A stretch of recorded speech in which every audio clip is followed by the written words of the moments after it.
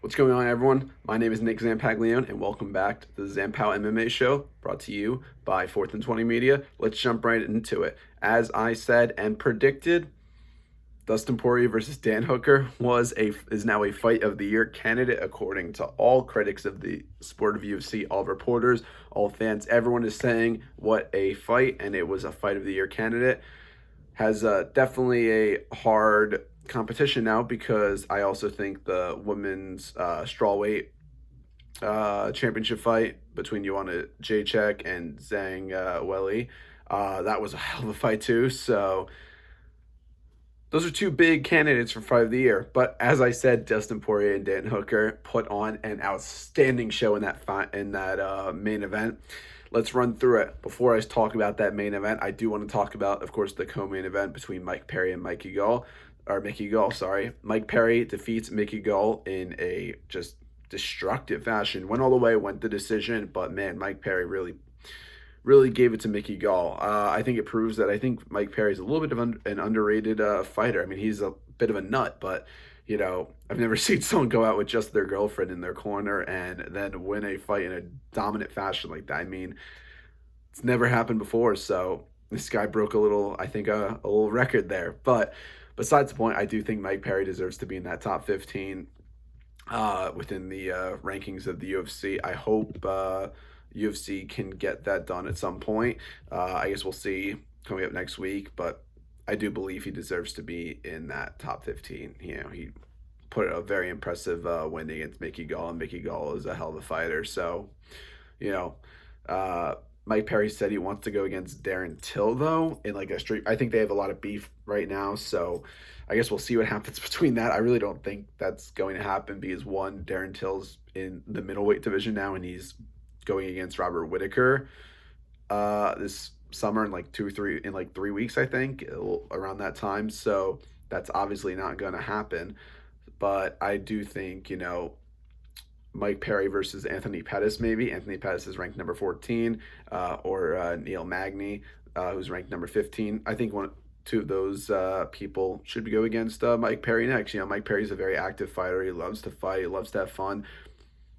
Him, Anthony Pettis, I think, would put on a hell of a show. Anthony Pettis is, he's called Showtime for a reason. He puts on some highlight performance, and I think him against Mike Perry would be a hell of a fight.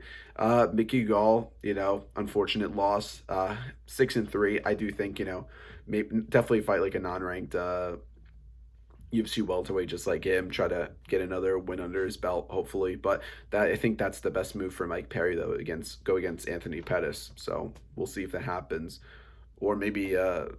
I think they might have fought already, him against Donald Cerrone, but I do think Anthony Pettis would be a good fight for Mike Perry. So let's see if that happens. Then let's look at the lightweight main event. As I said, Fight of the Year candidate. I do, man, watching that fight, I'm still like in shock about it. What a back and forth. Ended up being two 48-47s for Poirier and then a 48-46, I guess, in that last round. The judge thought he 10-8'd Dan Hooker. I legitimately thought the fight was a straight draw until the last two rounds. I thought it was 9-9, 9-9, 9-9, and then maybe a 10-9 in the fourth round, definitely a 10-9 in the fifth round. I thought it was a very close back and forth pace. They were throwing haymakers at each other, throwing just insane shots. So, damn, what a fight. I mean, I'm still like, going crazy over this thing, just watching that live. It was just...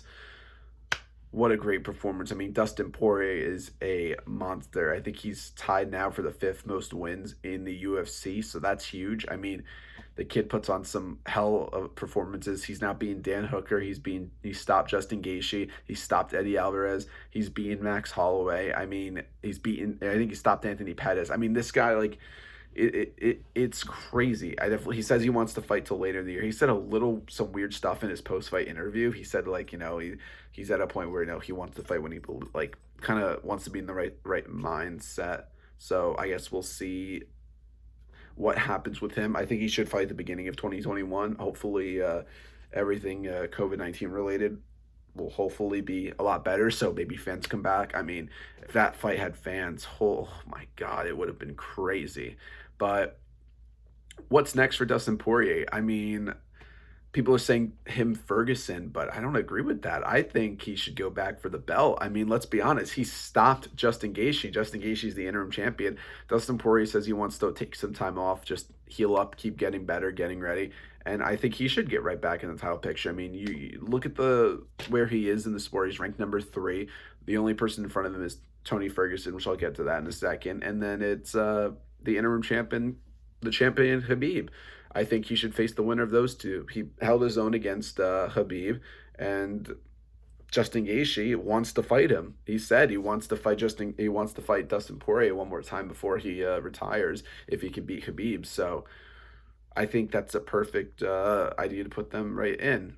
So I say, why not do that? Let him go for the belt again. I mean, he beat Max Holloway for the interim belt. Of course, he lost Habib, but then he beats Dan Hooker like that. I mean, come on. I think he goes right back for the belt.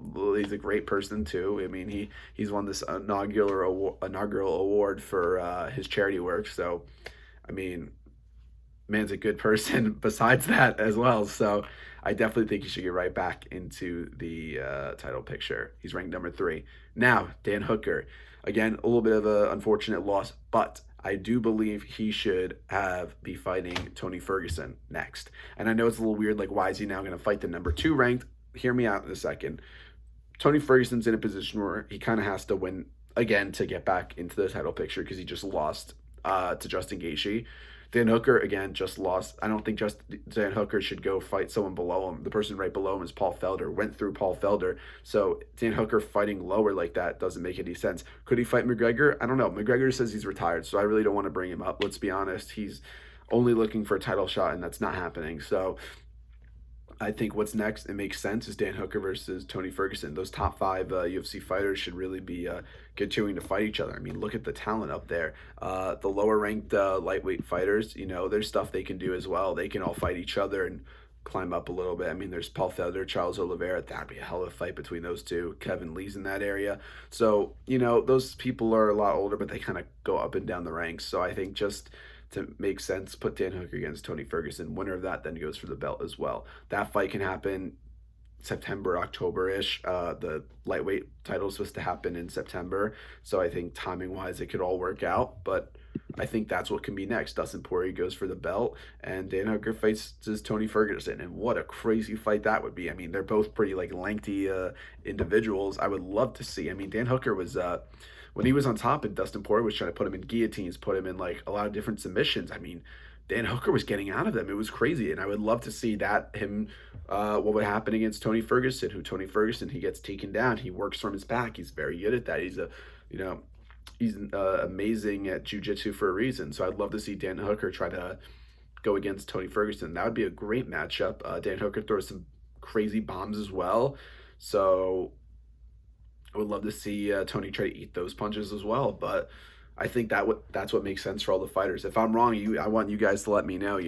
Everyone has their own opinion, so comment below what you think. But in my opinion, that's what I think should be next for those fighters. But again, hell of a card. As I said, you don't sleep on these fight night cards. We just have a fight of the year candidate within one of these. So looking at next week, very exciting. Fight Island, the debut.